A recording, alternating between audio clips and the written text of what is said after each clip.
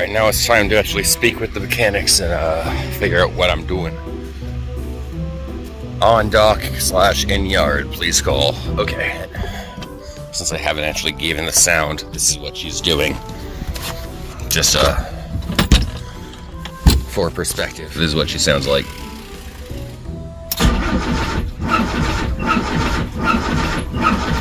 That squeak is the concern.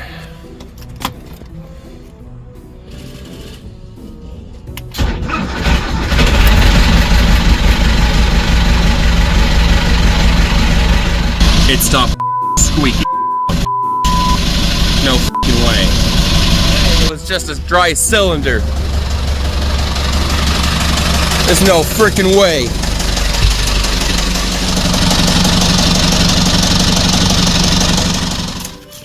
Where are you going, kitty? Come on. Back to the boat? Yeah, let's go back to the boat. Alright, so,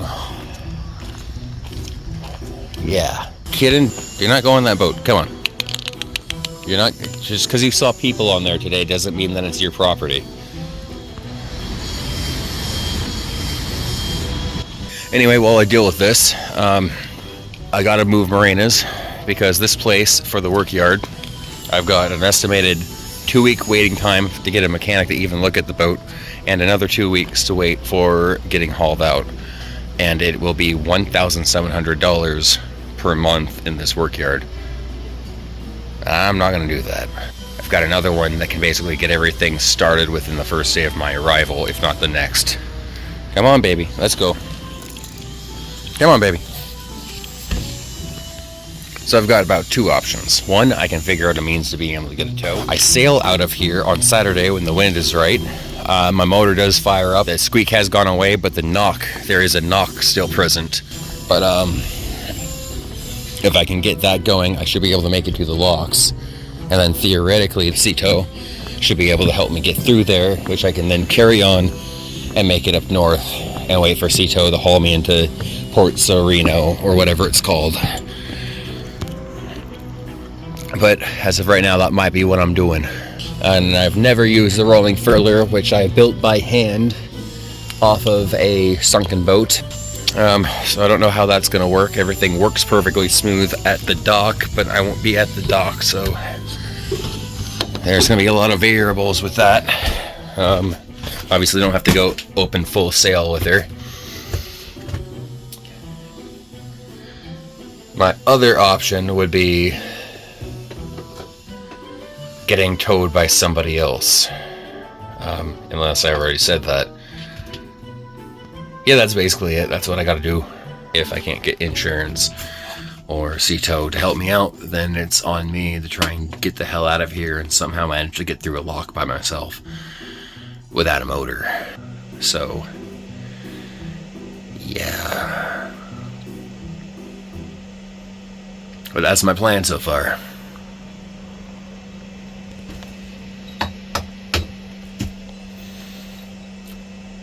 It's alive to me, the wood. I'm gonna eat food now.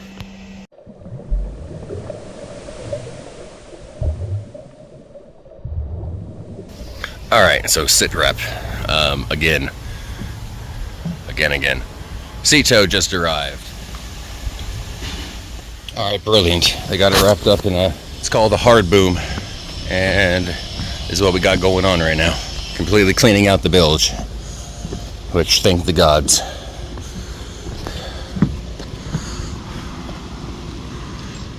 Alright, they're already off.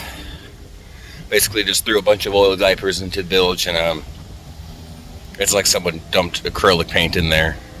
It's nasty. They'll get down here, they told me, late morning to early afternoon. I gotta see what the bottom of this vessel looks like. And get all of that taken care of, finally. And get the engine rebuilt. Which, as he was saying, it went from a,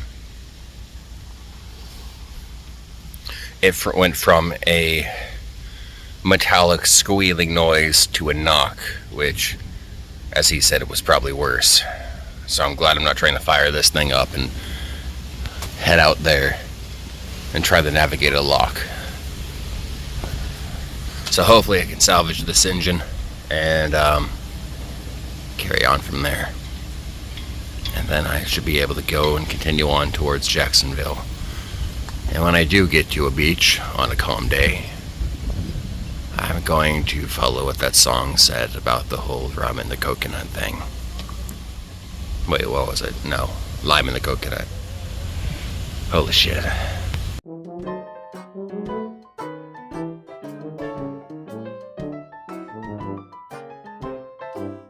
Alright, new situation. Just called at Port Salino, Sereno, whatever they're called, where the boat's being towed. And I just came to find out that you can't stay on the vessel while it's in the work yard, which means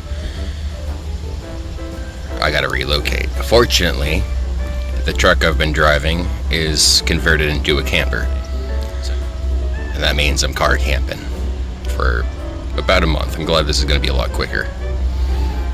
What a pain in my ass, man. Holy shit.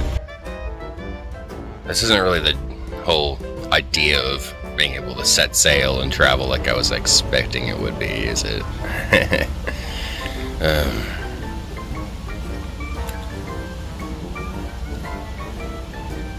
Alright, so, sit rep. Hi, baby. Alright, I've called the non-emergency numbers, I've called state parks, all of them were super helpful. I can't stay on the boat down there, so basically the second truck stop, gym, might give myself a gym membership, might as well if I'm staying in their parking lot, and see how long that'll last. So having to move to the truck is not going to be ideal, and I think there's ants in it from it sitting for so long. So that'll be great. I made a sandwich. The couple, Jen and Alan, just came over here. Those are some good people, man. The gentleman was 27 years in the Coast Guard, if I'm not mistaken, 28. Very knowledgeable, both of them. And they said I was doing it right. Despite all the other things, I'm doing it right. And that meant a lot. It's nice to hear some reassurance. Especially when everything goes wrong. But I've been invited to Taco Tuesday, so I'm gonna go get some tacos with them. That sounds lovely. I wish I had more interesting things to show you, but I'm just sitting around in the boat right now. Doing what you're looking at. I've never actually seen the sacred from this perspective. There's a lot going on.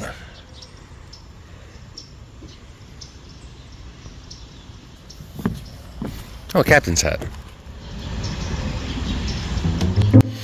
So the couple that invited me out for tacos, when I got there, they welcomed me in to a big group of people, all from this marina. There's a couple from Nova Scotia and a few from here in America. That was my first experience of proper boat talk in a very long time. Everything about currents, reading tides, and different cultures from around the world. There was a long discussion that we had about Cuba and how beautiful it is. It's really nice to get out of cowboy country, which nothing wrong about, but I kind of grew up in that for like 25 years of my life before I actually started traveling. And my idea of seeing the world and different cultures does not revolve around going and being in a different place with the exact same vibe as my hometown, if you know what I mean. It's just nice to break away from all that. Tomorrow I'll be in the pretty side of Florida, where there's palm trees and white sandy beaches everywhere. However, I'll be living out of my car. Shit. But as I said before, 6 years ago, this exact damn thing happened to me in the exact same place. It was here over by Port St. Lucie, where I lost the motor in my very first sailboat that I bought on the side of the coast. And wouldn't you know it, the very first sailboat I had, the Kindred Spirit, little 22-foot Catalina, one of the That motor was from 1950 and 2000, whatever it was. I'm not gonna think. All I've had was McDonald's today, which is a terrible choice. But it's really delicious, annoyingly, because it's just tasty poison. But I'm not gonna bash McDonald's right now, because you sell me burgers for cheap, and it satisfies my craving for processed stuff. So thank you, I guess, for poisoning me, but filling my appetite. Yeah. Anyway, that engine at best had 3 horsepower when it was made, so I probably had negative 10 by the time I was trying to use it. And I hit a train bridge, and it ripped my mast off. Long story short, though, this is a reoccurring theme in my life, and it's getting really annoying. Universe, if I'm supposed to learn some kind of lesson from this, please slap me in the face with it right now. Actually, you know what? Because I don't want that to happen. Do I? Do I? This is my 3rd time dealing with this crap, and I'm done with it. And it keeps getting more expensive because the boats keep getting bigger, and the economy keeps getting worse, and I keep getting poorer because of it.